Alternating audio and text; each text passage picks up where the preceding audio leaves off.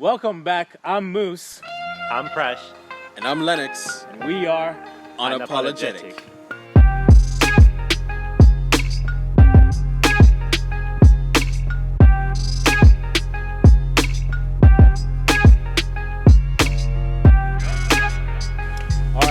Welcome back to everybody. We're so grateful to have you on another episode of Unapologetic. Just seeing the viewership and all of you engage with us, even if you disagree, we feel so humbled to have you with us. And today is a particularly special episode that we have for you. We have our really good friend, Prashant Thakkar. And how you doing, man? I'm good. Yeah. Good. It's good to be here. Absolutely. I mean, it's been a long time coming. And what people may not know is that Prash is sort of like an invisible member of Unapologetic. He works behind the scenes. And so, thank you so much for helping us out and just being part of the team. And finally, we can put you in front of the camera. It's been a long time. I don't know how it's taken us this long. I don't know how it's taken us this long to have you here. But it's just great to have you. Today's going to be special. I don't know if people know what to expect with this one. Simply because some of the stuff we're going to be talking about today is not stuff you hear every day. And you have such a compelling story to tell. And I'm just very excited to have our viewers hear your story and see just how amazing Christ is. And I mean, we're going to get into this, but one of the things I really love about your story is that it really shows how valuable Christ is and that he is worth giving up everything for. And your story completely captures that message. So I really look forward to this today. Yeah. Okay, so there's so much we want to get through with you, but I feel like we're gonna let you introduce yourself the way you want to, first of all. Okay. Dude, just like, who are you, man? Okay. Well, my name's Prashant Thakkar, like has already been mentioned, and I'm currently working at the African Christian University. I lecture there as well as have some admin responsibilities. I'm married to Dumisile Thakkar. We'll be married 2 years this year, and the Lord has blessed us with a beautiful young girl whose name is Anushka Joanna Tandiwe Thakkar. She just turned 6 months last month. She's precious, man. She's absolutely precious. I love her. Yeah, and she brings a lot of joy to both of us, and learning parenting every day, the new challenges, new joys. But it's really an interesting period in our lives. I was born in Luanshya, in the Copper Belt, and I've grown up pretty much my whole life in Zambia. I did go away for about 6 years when I was studying in Port Elizabeth in South Africa, where I did my degree in computer science, and I finished up in 2013. So that's a bit about me. I'm a Christian. I got saved in 2009, and the Lord has been teaching me and leading me in the past. It'll be 11 years this year. That's great. Tell us a bit about your family background. What kind of family did you grow up in? What was it like? How many siblings do you have? Talk to us about that. So I'm the last born in a family of 3. I have 2 older sisters. Hetel is the oldest sister. She's married and lives in the UK. Then Payo is my immediate older sister, and she lives in India. The age difference with my oldest sister, she is 10 years older than me, and then Payo, who's my immediate older sister, is 8 years older than me. My parents moved to Zambia from India for employment. My dad got some work in the Copper Belt, and that's how we moved to Zambia. But I'm the only one of the 3 siblings who was born in Zambia. My 2 sisters were born in India. For as long as I remember, we lived on a farm in Mazabuka. My dad is a mechanical engineer, so he was working for an engineering company there. And pretty much all I remember of growing up was on that farm in Mazabuka. Just going to different boarding schools because we are in a remote area in a sense. That's great.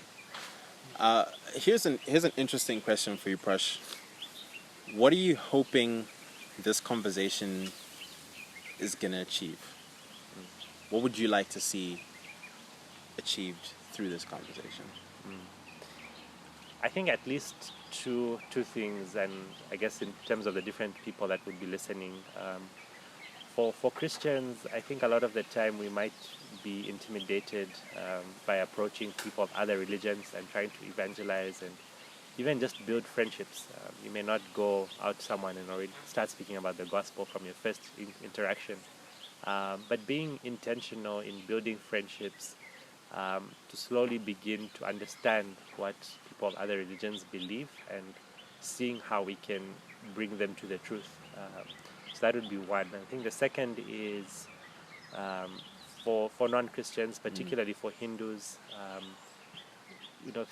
really thinking about Christianity and taking it seriously, and about their walk, their faith that they might be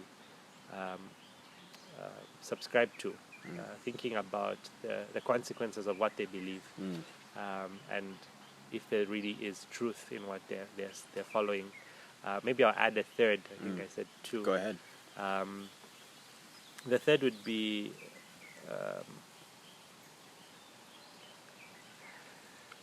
a group of people who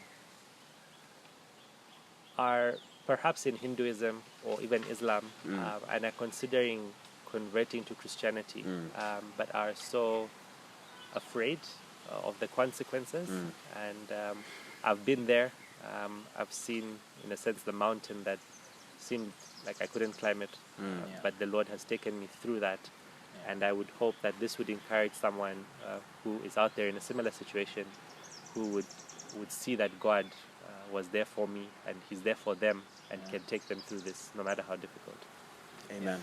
Actually, that's a good segue into. Let's get a bit deeper into your story. So, you grew up Hindu, you're now a Christian. How did that happen? What series of events, for lack of a better way of putting it, led you to Christianity from Hinduism? I think I wouldn't say my story has evolved over the years, but the more I've grown as a Christian and the more time I've had to reflect, I've started to see even smaller pieces of the puzzle that I didn't see when I first got converted.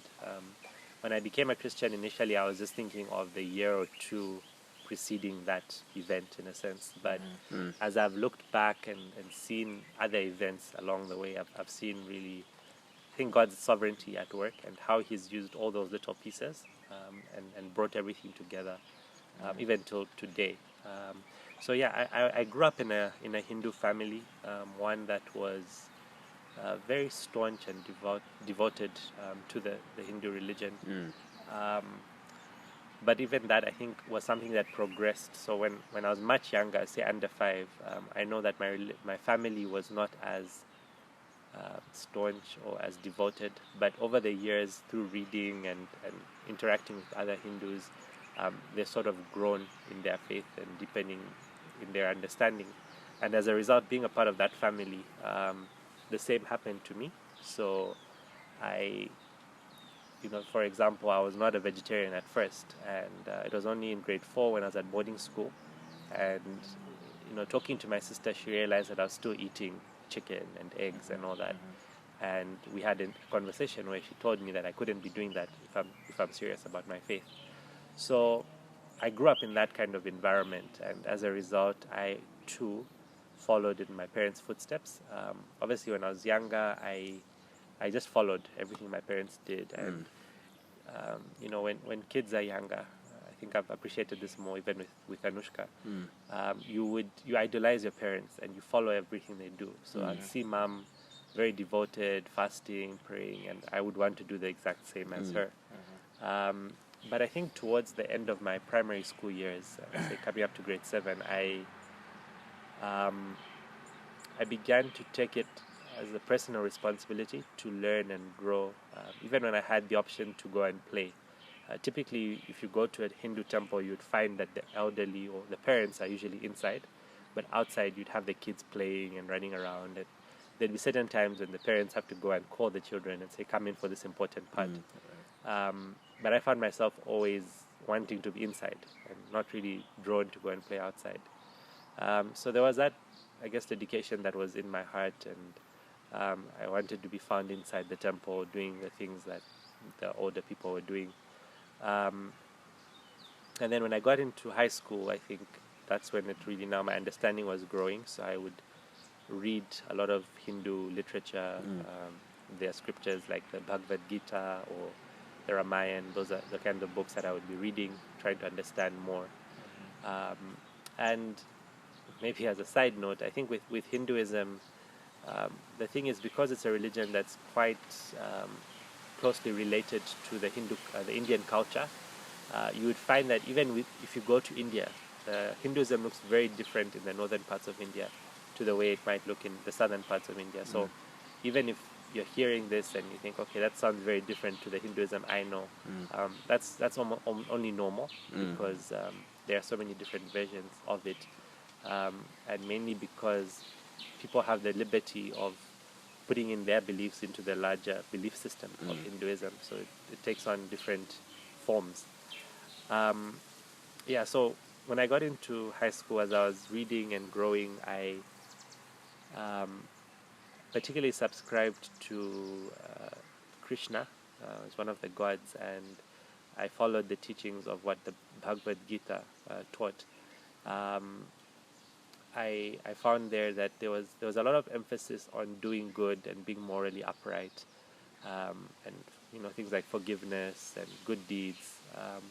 Not so much on the mainstream Hindu philosophy, where it's almost like if you have a particular need, you would pray to a particular god. So say you have financial need, or you're barren as a woman, you would pray to a god and you'd receive whatever it was that you had prayed for. And so the religion was tied to that kind of practice. I found myself in this sect where it wasn't so much focused on the material, but it was really about a closer relationship with God. And the philosophy there was actually to sort of detach yourself from the attachment to the material things of this world. So that was the path that I found myself going down. And the deeper I got, I found more things that I needed to do, things I needed to pray for. And the way of praying would usually be there are set prayers, or something similar to like a rosary, that you would pray. So say in a day, the beads, there are about 108 beads on one, and you would pray a set prayer through those beads. And basically there was in the scriptures there would be a set number, like once you do 5,000 chantings, you would attain a particular level. So there were all those different goals that I had set for myself, and I found myself, before going to school in the morning, I'd wake up and pray for an hour. In the evening, I'd pray for an hour. Even during exam period, I'd set aside that time to pray. But as I progressed in that, I did start to notice most of my friends who happened to be Christians seemed to have a personal relationship with God.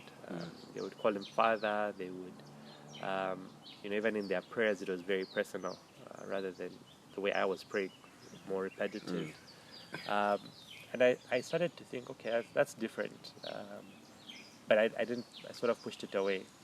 And as a result, I went and spoke to some of the Hindu leaders I knew in my life, just about having this personal relationship with God. And because the philosophy again is works based, you need your good works need to outweigh your sin. And so the argument I was getting was, you need to do more good, you need to pray more. As you get older, you feel that closeness with God. And so that's exactly what I did. I basically ramped up all that I was doing. I fasted more. I was fasting 2 times a week. Every week it was like a practice, going to the temple and all that. By the way, what's a Hindu temple like? Typically, again, like I said, there might be variation depending which sect you're in. But typically what you'd find is there will be idols in there.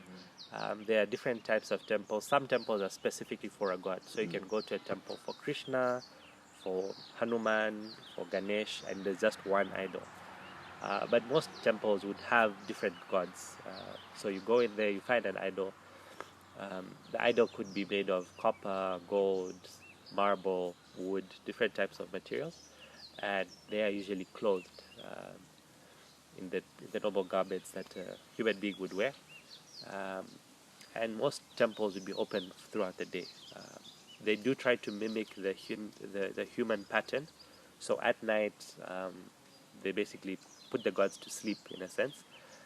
They change their outfits into something like a nightwear, and then they close the temple. And then in the morning, the priest would usually get there, like say at 4 before sunrise, and bathe the idols. So you usually use milk and water and honey and some kind of fragrance, some perfumes and things.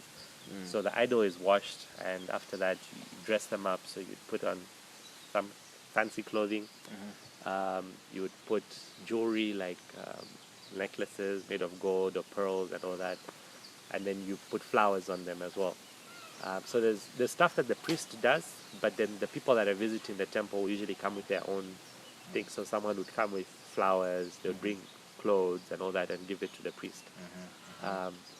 Again, there are different temples. They're mostly the priest is only the only one who touches the idols for the sake of purity.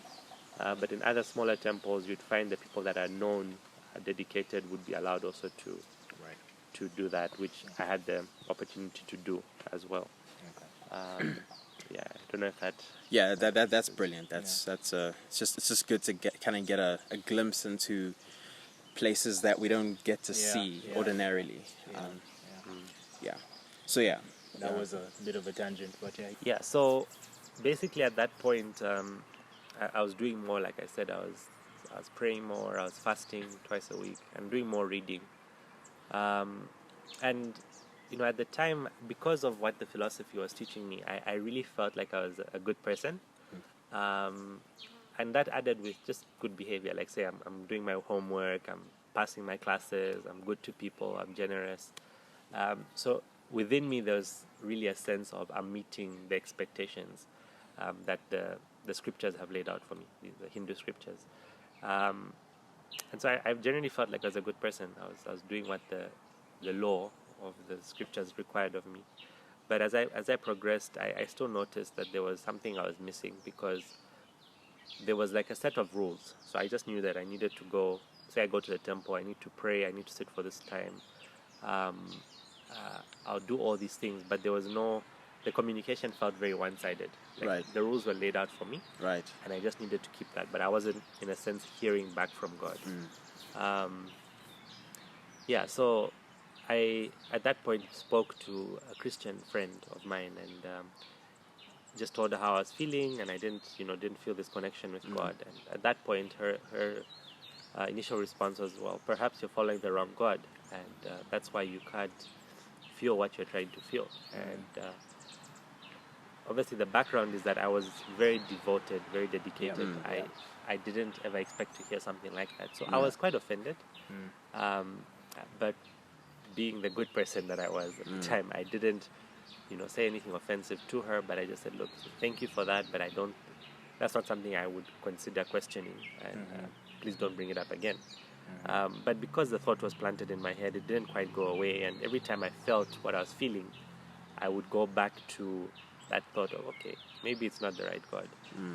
But to have the courage to follow that thought was just not in me at the time. It was just beyond something I'd ever imagined. However, a few months later, I was now getting towards the end of my first year of A-levels at Simba School in Ndola. I went back to my friend and said, okay, tell me more about what you were saying. And she basically told me of Christianity and how there's one God who created the world, and if I truly wanted that relationship, then I needed to follow the God of the Bible. And I was like, no, I'm not really convinced by that. But she said, okay, here's a Bible, then why don't you read this Bible on your own and see how you go. So I did that. I got a Bible from her. I remember it. It was a King James version. And so that's the first Bible I ever owned, which I started reading. And I believe it was the Gospel of Luke that I started reading. I know earlier on I mentioned that there are different pieces of the puzzle that have sort of come to me later on in life. And I did go to a primary school, which was Christian in a sense, Musikili in Mazabuka. They at least had sort of Sunday school. There was religious education. We had assembly on Fridays where we would sing different songs, and around Easter, obviously, we'd be told the story of Jesus and why he was crucified. Around Christmas, the same. So reading the Bible was not completely foreign. Like I would be like, oh, okay, this is what we're learning about at school. And in a sense, a seed was planted even when I was in primary school. So as I started reading the Bible, one thing that I still remember stood out for me was you could take thoughts or ideas to a logical conclusion, which I found would not happen as a Hindu. I could learn about Jesus' crucifixion. I could ask the question, why did he have to die? And I would point it to Old Testament scriptures. I would be shown the fulfillment of prophecies, and I could take it to a logical conclusion. Whereas with Hinduism, like I was saying in the beginning, there are so many different parts that have been added by different people over the years. A lot of it is tied to tradition. So you question a particular thought or practice, say being vegetarian. You'd say, why are we vegetarians? Well, it's sinful to take a human life or take a life. Then I'd say, okay, but what about when you kill a plant? Isn't that life? And there would be silence. You can't follow that to a conclusion. So I was quite intrigued by that. And my initial thinking was, okay, if Christ is answering some of the questions that I've had, then I can just add him on to my other Hindu gods, which was really a normal practice that Hindus would also engage in, because as a Hindu you believe that all roads lead to the same God. You can choose your path and you can mix and match. So if Jesus works in having a personal relationship, you go and pray to him for that, but you still keep going to the temple, you fast, you pray, you do all that. And there are many Hindus who do that. They do pray to Christ, they have respect for him. I think of even my own mother who, she says, yeah, Jesus is a good teacher, he's God, but he's for those people, for that group of people in a sense. So I had that thought initially, like I would just continue with my Hindu beliefs and then just pray to Christ for this particular area of my life that I'm lacking in. So I went back to my friend and told her that, and she, I think this was a very radical statement, but told me that Christ, if I'm going to follow him, it's going to be all or nothing. I can't have Christ and other things, Right. because he's the only way, the truth, and the life. And for me, that really stopped me in my tracks, because again, I was only about 18 years old at the time, but for all my life, that's all I ever knew. I couldn't imagine life without going to the temple, without everything that my life involved. And the thing with Hinduism is it's a way of life. It's not just a religion. Sure. My dietary requirements were connected to Hinduism. I didn't eat meat. I was vegetarian. The way our house was built or structured would be governed by the religion. Okay, where should you build your kitchen? Astrology governs the time of day you do different things. So when I leave the house, there has to be a particular time that is good for you to travel. You can't just leave, get up and say, I'm going to Kafue today. You need to consult the stars, because you are constantly driven by fear. If I leave at the wrong time, I'll have an accident. And because of that way of thinking, everything you do, or everything that happens to you, you're always asking, what didn't I do? You're going back to the stars and all that. So There's a superstition behind everything, basically. exactly. Yeah. So you're so engrossed in this system that to just up and leave and say, I'm now a Christian, was very difficult. And there's a lot of fear associated with it, because there's, in as much, this is the irony, in as much as Hinduism says all roads lead to God, there is also some scripture that says if you leave the faith and go to another faith, you're basically committing like an unforgivable sin. Right. So you don't abandon the faith of your fathers. So there was that, and it was very difficult for me to think through all the consequences. And even if I could get rid of all the fear, and make that decision, I also had to think of my family, the community. I knew my parents to be very strict, because I've had other interactions with them where they would tell me what they didn't want, and if I disobeyed them, I knew that things would get very tough for me. Yeah. And those were even smaller things in consideration of what I was now thinking of doing. So I paused and I said, okay, maybe it's not worth me taking this next step. Is it really worth going against all these other things I know? Yeah. And so I stopped, and I remember praying for the first time to Christ and saying, look, I've been reading the Bible, I'm learning about all these things, but if you are truly the truth, as the Bible tells me, then show me the way forward. I also remember consulting one of my close Hindu friends, just telling her what I'd been thinking about, and I'm considering becoming a Christian. What does she think? And she was very against it. She was clear that if I decided to make that decision, then our friendship wouldn't continue. She was very honest with me about that, and she was like an older sister to me, and because there were so few people in the temple our age, we had gotten to know each other quite well.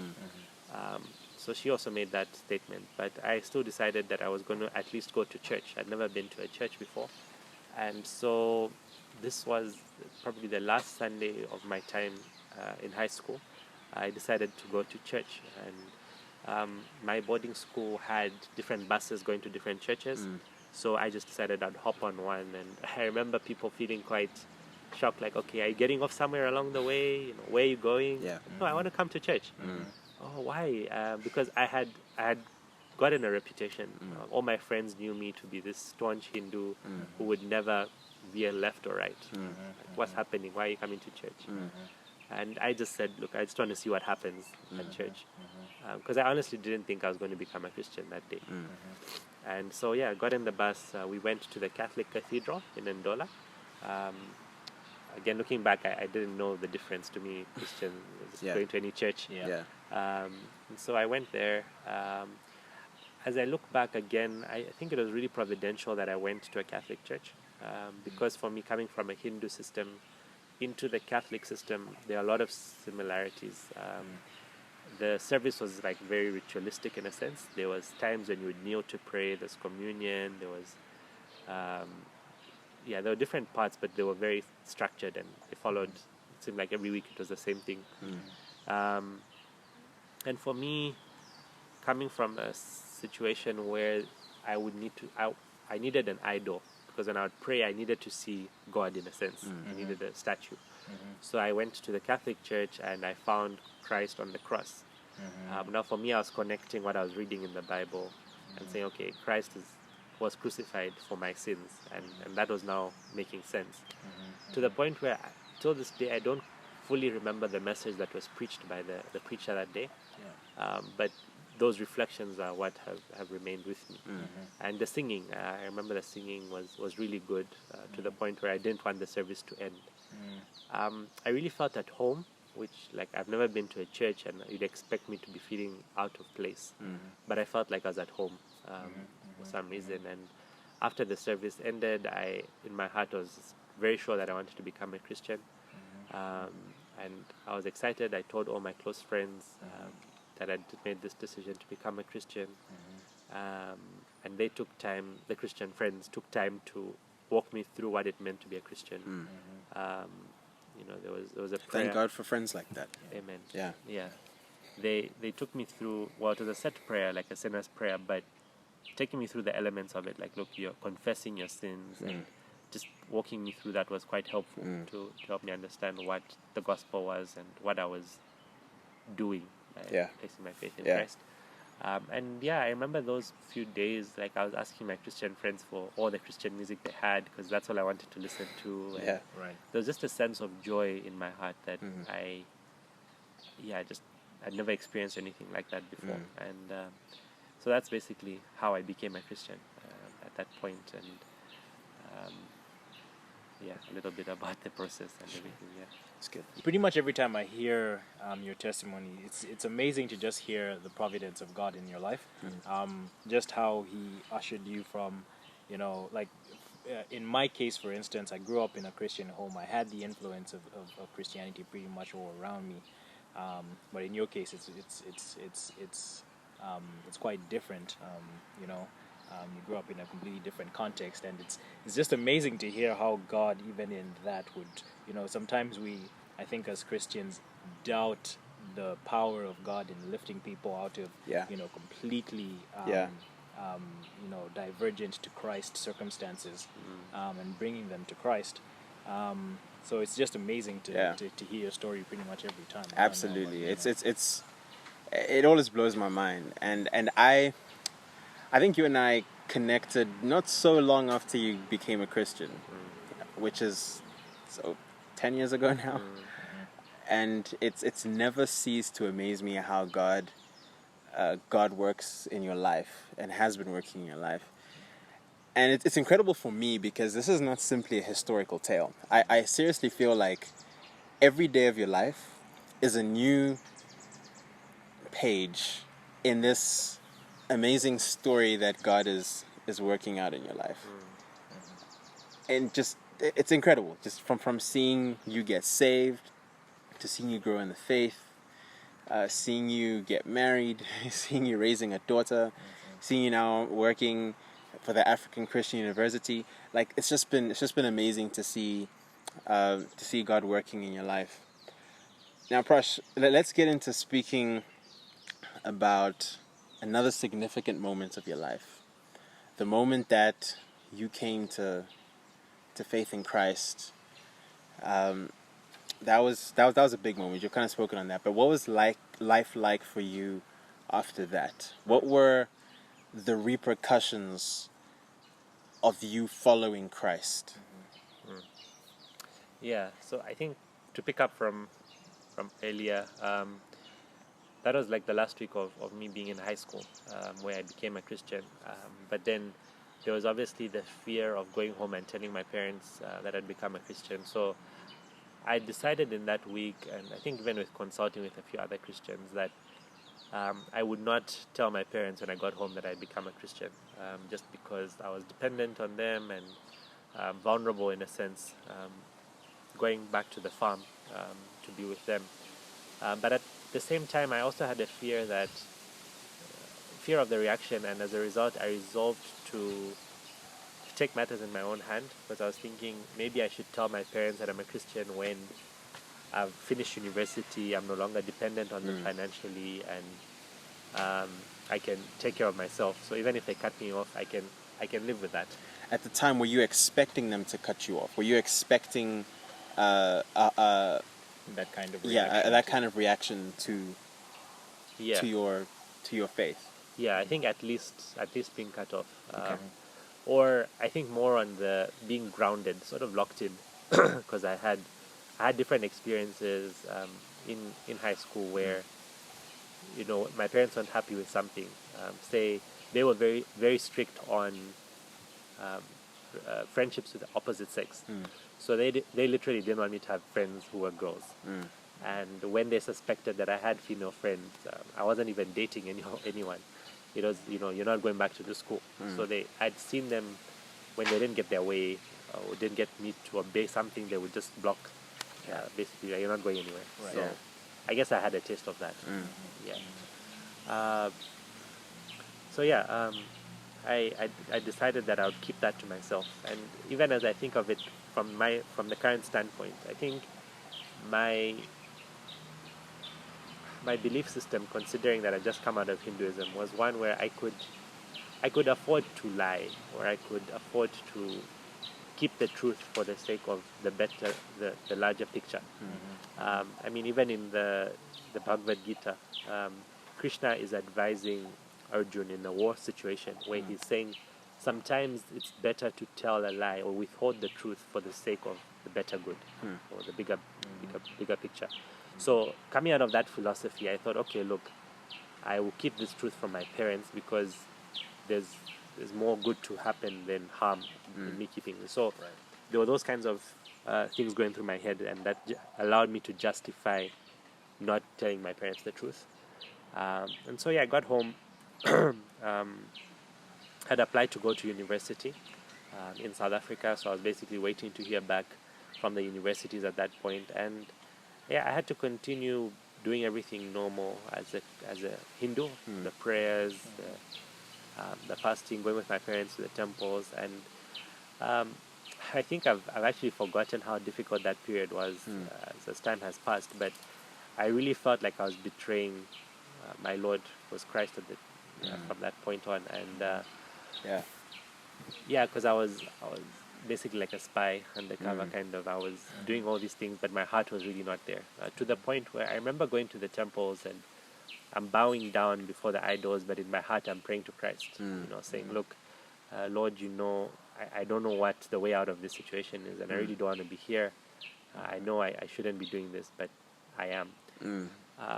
And it's this interview is helpful sometimes because it's taking me back to think of some of these moments and making me grateful for how far the Lord has brought me. So I continued on that path. As I was waiting, I guess I finished around June or July, and I had to wait at least to January the next year. I took up a course in web development in Lusaka, and one of my motivations was really just to have an opportunity to come to Lusaka, where I had other Christian friends who I could meet with, have Bible study, and get encouraged. And so I did that for the next couple of months. Whenever I'd come to Lusaka, I'd have my class in web development, but then I'd also go and meet with some Christians, get a bit of encouragement, pray with them, and they would always send me some encouraging messages and keep me going. While I was waiting, I got accepted to the Nelson Mandela Metropolitan University in Port Elizabeth, South Africa, and I was so overjoyed that day. I remember I was actually crying, and my mom was even like, "Why are you so happy to be leaving us?" But in my heart, it was looking forward to a moment where I could be free in my Christianity. And I knew some friends of mine who had gone to Port Elizabeth who were Christians. The person who shared with me, she was also in South Africa, so I knew that I would be able to go and join a church there. So come January 2010, I went to Port Elizabeth, South Africa, and I joined a church there, Word of Life Student Church. And they were basically a student church that met on campus, fairly small at the time. When I went there were about 20 students who used to meet. And I first joined this church, heard the preaching that was expositional, that was Bible-centered, got to be part of Bible studies. But I must say, the first service that I attended, you'd remember that the first church service I attended was a Catholic church. Right. And now I was in an evangelical, Reformed church. I found it a bit different to what I was used to. I was like, okay, I'm feeling a bit out of place, but the church and the people there were very warm and helped me fit in very quickly. And I'd explained to them my story and how the Lord had saved me. And I think that period in my life was very critical in helping me get engrafted into the faith, learning the gospel, learning the implications of the gospel in my life. And one thing I think really stood out for me in my first few years there was just realizing that I was a sinner. That was new for me because that hadn't hit. Yes, I had become a Christian by hearing the gospel, but you'd remember that I said I thought I was a good person. So for me, in as much as I'd asked for forgiveness for my sins, I thought I was still a good person. I was not as bad as the others. And, the Lord really humbled me because I became more and more aware of my sins. I fell into sin and struggled with that throughout my time there. And I, day by day, had to wrestle with the fact that I am a sinner and in need of a savior, which I did not grasp when I first got saved. Right. So the Lord had to show me how much of a sinner I was. And as I grew, there were practices and things that started, being made clear to me that I needed to rid myself of that. And through the work of the Holy Spirit, He's helped me grow in those areas. So that was a really interesting time. And towards, basically halfway through the first year of being at university, I started being convicted of lying to my parents, because they still thought I was a Christian, a Hindu at that point. And whenever I would call them and I would tell them that I was doing the Hindu practices and prayers and fasting, I was lying, and that began to be difficult for me. And even with consulting with my pastor there and elders, they started probing as to why I wasn't willing to tell them the truth. And I shared my fears with them, and they really encouraged me to trust God. I think that was another stronghold that had to be broken, because I was thinking about my financial well-being and material well-being, and the church was really helpful because it became my family by that point. In saying, look, we can take care of your needs, if it's tuition or place to stay or food and those things. We're here for you. But even beyond that, the Lord will provide. And that really tested my faith in a real way, because I was not looking to myself. And probably for the sake of context, I think my family was quite well-to-do at the time. I was being sent a lot of cash, a lot more than I needed every month. I had a car in my first year at university. I was staying not in a student accommodation, but in a house, a one-bedroom house, but it had a lounge and a drive-in garage. So I was quite comfortable in terms of the material side of things. So the fear of losing all that was also something I had to wrestle with. And again, my parents were also well-to-do, so there were a lot of material benefits that I'd receive, which I was worried of losing. So my faith was challenged, that I needed to trust God for provision, that He would take care of me, and that was hard. But towards the end of, I would say by the start of the third quarter of the year, fourth quarter rather, I think the Lord brought me to a place of submitting to His will and saying, look, I'm going to tell my parents and my family, and whatever will come to pass, I will deal with the consequences. And so I decided to write. Well, I was encouraged to write a letter so I could document everything, and I wrote a letter to my sisters and sort of modified it slightly for my parents as well. And I sent the email to my sisters, and I sent the email to my mom and my dad. And then followed it up with a phone call soon after that, just to say, look, this is what has happened. I've become a Christian. I'm no longer a Hindu, and all that. And the initial reaction was obviously shock. There was a lot of anger. I think of the different reactions I got. So my oldest sister was really upset, and just really told me off and cursed and told me that what I had done was just wrong, and there's no way that can be tolerated, and I need to turn back, and she will find me if I don't. My immediate older sister, perhaps, I should just give the context. I was closer to my immediate older sister. My oldest sister, because she was significantly older than me, almost played a role of a second mother in a sense. So she came out with that motherly instinct in a sense. But my immediate older sister was like a friend to me. So Pyle, her response was more emotional and saying, look, I feel like I've lost a brother and you're basically like dead to me. That was, I think, a lot more hurtful because she was coming at it from an emotional point of view. And then just telling me like, look, just don't go down this path. There's still time. You can turn back and things can be restored.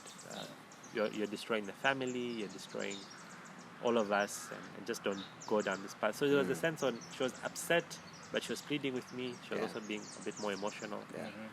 Again, with my dad, he was just being a dad, and he thought, look, you've gone to university and you found this new thing called Christianity. It will pass, but I'm not going to tolerate it if you continue. So just give it up. Mom was really distraught. She really had to wrestle with the idea of what I was saying, but there was also unbelief. She kept saying, you can't say you're not a Hindu anymore. It's like saying I'm not an Indian. It's almost like your race. They are so similar that you can't detach the two. So to say I'm no longer no longer a Hindu is almost like saying I'm no longer a man to her. Like, it's like, Right. this is you, this is your identity. Yeah. So she pleaded with me, and I think from there she would phone me several times a day while I was still in South Africa. She would call me crying, and she'd plead with me and say, look, you're the only son I have. So she also took that approach of pleading with me. This should have been around October in 2010, and I was scheduled to go home, come home for holidays in 2010 December. So I did that, and my parents sent me my air ticket to come back, as they would usually do. And it was a return ticket, so I was quite excited about that. Like, okay, they do have the thought of sending me back. They're not planning on keeping me grounded at home. Yeah. And so, yeah, I got on the plane, came home. I was terrified of going home. I didn't know what to expect. And I shared that with my church. They were praying for me, and they committed to prayer throughout the holiday period as well. And so when I got home, I think from the first day, I think I arrived in the night around 21 hours. I got home, and from that day, my mom wanted to sit down and talk about it and say, look, why have you done this? You can't be a Christian. It just doesn't work. And I think what was bothering them a lot was that I was saying that I'm a Christian, but I will not be following any of the Hindu practices beyond that point. So I was saying, look, nothing about Hinduism do I follow anymore. And that was also difficult. So they basically would have been okay for you to say, look, I'll do my Christian thing on this side, and then I'll also incorporate the Hindu practices. So Yes. don't worry. Yes. And I think that came up as a suggestion along the way as well, to say, look, if you have to be a Christian, then read your Bible at home, and just do that in secret. It can be a side thing, but be Hindu publicly at least. Which is again very interesting from an ethical point of view. But I'm sure we'll get into that in a bit. Yeah. So I think the first week was just like that, and again I remember back to the times. It would basically start around 22 or 23 hours. My mom would start talking to me, and the idea was she was trying to deal with me without my dad in the picture. So when we go to bed, okay, now it's time to start talking. Sure. And she even mentioned, like, let's resolve this before dad gets involved. Because generally I was closer to my mom, and dad was the most strict, and when he came in, it was like things were really bad. So she was trying to deal with the problem on her own. So she asked to talk to me, and we would speak to like 03:04 in the morning, just sitting up talking, and a lot of crying, a lot of pleading, and I would say, no, I can't do this. And the last night, I think she just said, look, your dad is going to get involved, and you need to turn away from this. And I said, I can't go back to what I've left because of what I've come to believe in. Yeah. And so she said, okay, tomorrow your dad will talk to you. And so, yeah, the next day, my dad came home from work, and when he had settled down, my mom sort of signaled to him and said, it's time to talk. So my dad said, okay, look, I've been hearing your mom has been talking to you, but you're not listening. Tell me, let me hear it for myself. What is it? So when I look back on this moment, I think I could have been more gracious. But I basically said, look, I'm not a Hindu anymore, and I can't go back to it because I've come to believe in Christ. He's my savior, he's my Lord, and so this is what I've decided. And so he tried to talk me out of it and say, look, it might be a phase you're going through in life. People find different things when they go to university, but we are Hindus. We are brought up in this family like this, and you can't say you're going away from Hinduism. Yeah. And so I had to repeat myself and say, look, I'm sorry, but this is what I've believed in, and I would just like you to respect my decision. And so he looked around. We're sitting in the living room of the home, and we would have a lot of photos of the different idols. And so he said, okay, so here's Krishna, here's Ganesh. These are people you used to pray to. So what do you say about them? Who are they? And so I said, these are not gods. This is the devil that you are worshipping. Yeah. And like I said, looking back, I could have said that a bit more graciously. But in my head, I had to say it as it is. This is the truth. Right. And that was really offensive to them. And my dad thought I'd lost it, just about a year ago, I was the same one who was praying to Krishna or Yeah. Ganesh over a year ago. So he thought I'd lost it, but he just said, okay, if that's what you believed, that's fine. I'll also take my steps. Yeah. And I felt like that was a loaded statement, knowing my dad. Like, he was like, I'll take care of it. So I went to sleep, and I woke up in the morning and found, I looked in my bag, and my wallet was missing, my passport, just all my documents were missing, my ticket as well. And so I asked my mom, where's my stuff? And she said, oh, don't worry, Dad is taking care of the stuff. It's with him for safekeeping. And when he came back from work, I asked him the same, and he said, yeah, I've got the stuff for now. Don't worry about it. And so I figured it meant that I was now on lockdown. I wasn't going anywhere. And so, yeah, the conversations continued with my mom. Like, my dad would go to work, she would cry, she would, she would threaten suicide and all those kinds of things, really just to put pressure on me to turn back. And in a sense, going back to what you were saying earlier, Mus, the thing that she eventually resorted to was, look, be a Christian in secret, but you can't do it publicly, because there was an issue of shame. My family was very involved in the temples, and they were a known family. They weren't nominal. I was basically preparing to become a priest because there's the caste system in Hinduism, and there's a particular caste that can become priests called the Brahmins. And my mom comes from the Brahmin caste, so I was eligible to be a priest, and I was interested in it because when I was very devoted, I would help the priest in the stuff that he had to do. So I wasn't just some kid who used to play in the parking lot. I was someone who was usually seen with the priest, has now gone missing. Where is he? And I was expected to go with them to the temple and do everything I'd been doing. So the aspect of shame was really big. And I think as I've again grown in my faith and learnt about shame and honor cultures, I've really appreciated the emphasis from my parents to, at least for the sake of the public, come out and say I'm a Christian, so my parents don't have to endure shame. Yeah. And it was shameful for them, just thinking of it from their perspective, because it's seen as a failure on their part as parents. They have failed to keep me in the Hindu faith, and I've basically gone wayward. So they had to show the community that they were good parents who had succeeded in educating their child who was religious and all that. Yeah. And now I was bringing a lot of shame on the family. Yeah. So at that point, it's like it had stopped becoming about me worshipping God, but it's really about what people think and keeping up appearances. But I was still keeping to my no, that would not be right. It would be immoral for me to just say I will do it for the sake of people's perceptions. Yeah. And even with that, they were like, there's nothing wrong with it, it's just for the greater good.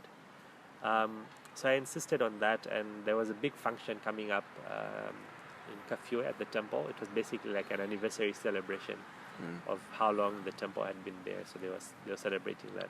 And for that, my sisters were actually coming back. Both of them were in India at the time. And so, yeah, they came.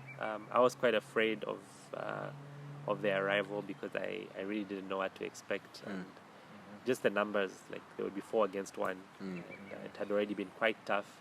Like I said, we would stay up very late talking. At that point, I think even physically I was starting to feel sick because I was not able to eat because I was just so stressed most of the time. So yeah, there was all those things that were going on, and then my sisters were going to come, and still in the midst of all of that there was a sense of peace, knowing that God was with me, but also the support of the church. I think I'd read scriptures of the family, your family being the people of God, fellow believers, and that time I think it really became significant to me because my family had really cast me out in a sense, but my church family were constantly checking on me, telling me they were praying, they would send scriptures. From time to time I still go through my messages on Facebook and see some of the things I was receiving, and it was a huge encouragement to me, and it really kept me going. And so I remember the day before my sisters came, I prayed and prayed to God and felt that, just a sense of peace, almost like God was saying, everything will be okay, He will be with me. and I will go back to university. Now I remember hearing that. As I've grown again, I haven't quite known what to do. Like, okay, did I actually hear God speaking to me? But I did feel a sense of peace in that moment. And so my sisters came. I think they arrived different times. So first, my immediate younger sister. I'm trying to think the series now. I think my immediate older sister came. The oldest sister. She came, and when she arrived at the airport, we were there at the arrivals section, and so she greets my mom and my dad, and then she walks past me like I wasn't there, and she basically just chose to ignore me from that point on, like I wasn't in the car. And then a few days later, my other sister came, and she would talk, but she was very cold towards me. And so we were home, and the days were getting closer for this big event.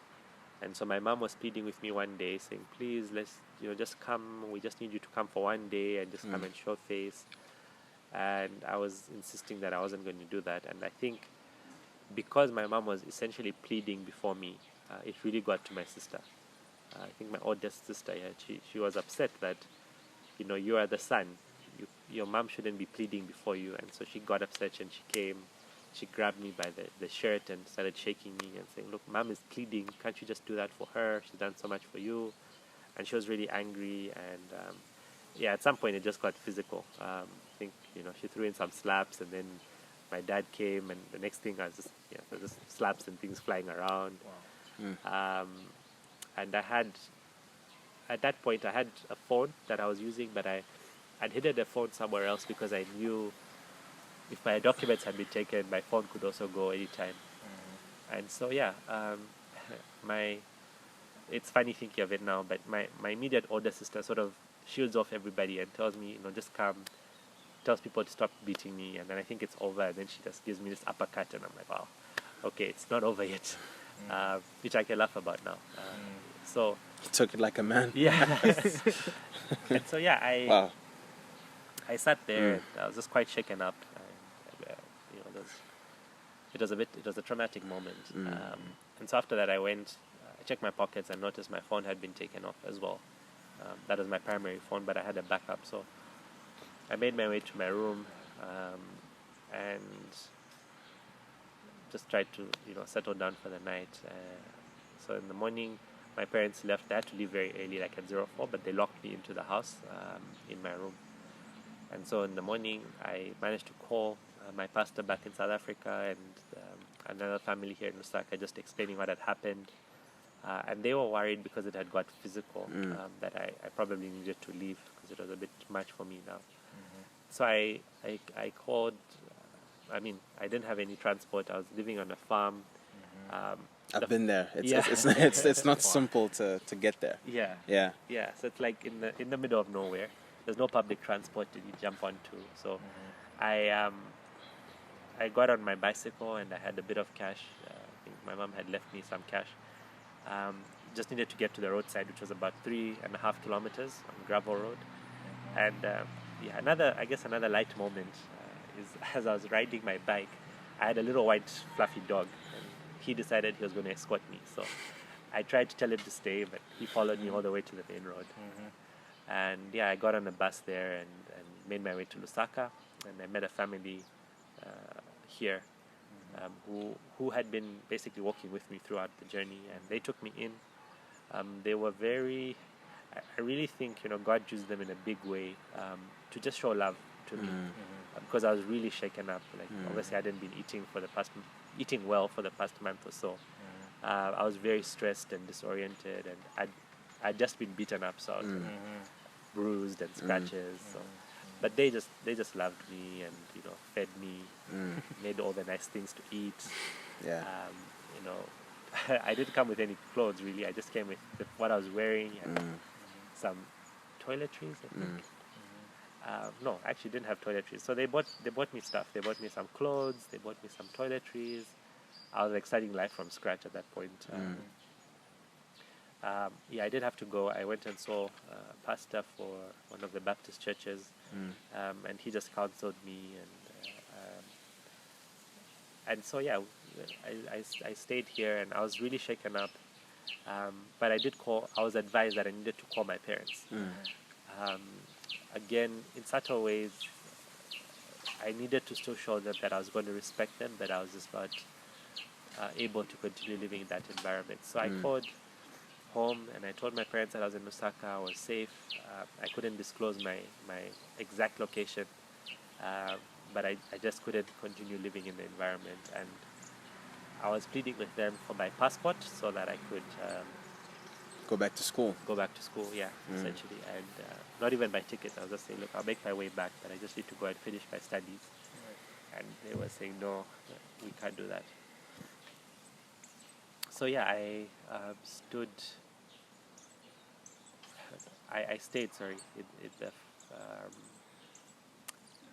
in the home of this family, and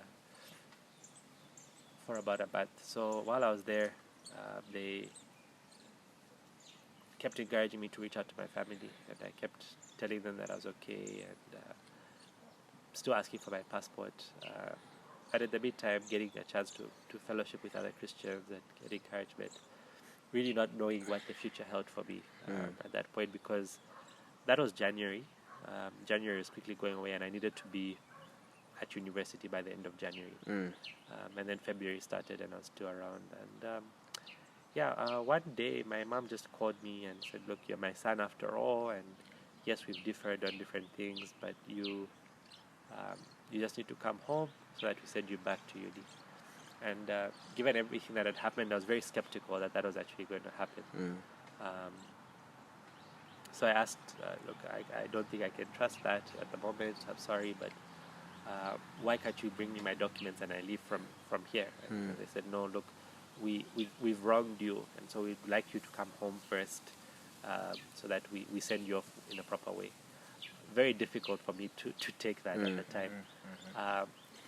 But I prayed about it, and I felt God just telling me to trust them for it, and that He was going to take care of me. So we agreed. They came and we met them at a central location, and we went back home. And again, I really remember that journey home, because I felt I was traumatized going back to that environment, but I still felt like being carried in God's hands, and the scripture from the Psalms really was with me, that He had carried me in His hands. And I went home, I was feeling peace. My parents were cordial with me, and they gave me my tickets, and they escorted me to the airport, and I went back to continue studying. So that was a huge turnaround, and I thought when that happened, I couldn't help think back to the time when I was praying before my sisters came, and I felt that assurance that he would be with me. But it actually came to pass that I was going back to university, and as I continued through the rest of my studies, I had obviously missed about a month of school, so that was difficult, and I struggled. I was really struggling with trauma at least that year, because I would sleep and I would wake up in the middle of the night with nightmares of actually reliving that situation. So I think I really struggled academically that year as well, because it was just so emotional. Yeah, that was difficult for me. But I came back home again and continued talking to my parents. I think they slowly, over the 4 years of my time at university, warmed up to the idea that I'd now become a Christian. And slowly they were okay with me reading my Bible. And the next step was, they were okay with me coming to church on Sunday. They'd allow me to actually drive to Lusaka to come and attend church. And then I'd do some shopping and go back. Yeah. And then later on, they'd actually drop me off at church and then pick me up afterwards. So I think those were really huge steps in them warming up to my faith and just accepting me for it. But we continued to differ, because they would still say, why can't you at least do this, or just come to the temple? Yeah. But they really did soften up to the idea. Amazing. Yeah. All right, so maybe in ending, you can speak a bit about your wife, and how, first, did you ever think you would you get married to a black person? Was that even in the works? Maybe we can start with that, and just how it's been, how marriage has been for you. Perhaps even how different it would have been if you had gotten married to a Hindu, or that kind of thing. Yeah, just kind of even briefly, just what struggles you guys had, like, in approaching marriage, and Yeah, I think to answer your first question, had I ever thought of it? Yes, just because, again, I grew up in Zambia, but I also, I don't even know where to pin it, but I interacted with people of different races in a very similar way. So even when you look at my friends in high school, most of them were black. So that, in a sense, was, I just thought, okay, we are different colors, but we have the same features and stuff. So it was generally something that I didn't really find very strange or absurd, like something I would never consider. And then I think, sorry, your other question. Basically, how it's been, how marriage has been, how different it may have been if you had actually married a Hindu, that kind of thing. Just how God has seen you through your marriage so far, even. Yeah, I think if I touch briefly on just in us actually getting married, I'd mentioned towards the end of when I was explaining how the different challenges that I faced with my family, they got to a point where I accepted my Christianity and respected it, but we still sort of clashed on different things. So when I got a job, when I went into ministry full time, those are all things that were difficult for them to process.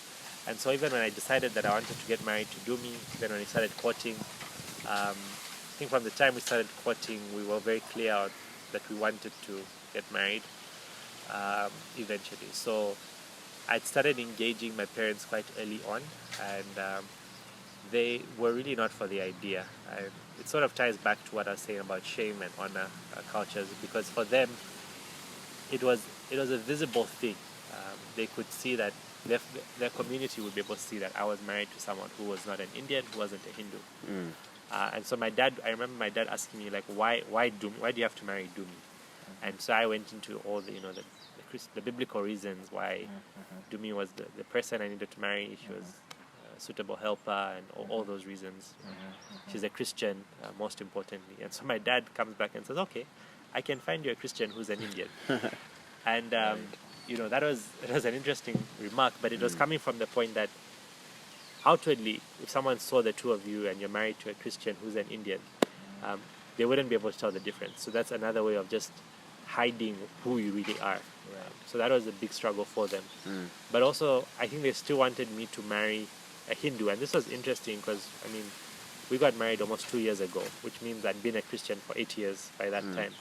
But my dad still said to me, when I was saying I need to marry a Christian because I'm a Christian, he said, no, you're a Hindu. And that was 8 years down the road. But for him, it was like being a Hindu is your identity. So you can't separate it at all. Exactly.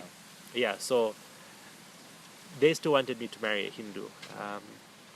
And so we went ahead, and all along the way we engaged them. We told them that I was now getting engaged, I was now getting married, and they were very opposed to it. They actually tried to stop it, and they'd made it clear that they wouldn't come to the wedding, but they actually showed up. They stayed in the car park, but they came. But it was difficult for them, and again, the same process. Like after we got married, we still tried to reach out to them. At first, they were very hostile, but eventually they would see us when they come to Lusaka, and they even once visited our home and had some tea with us. So I think, that was a big step that Lord brought them to.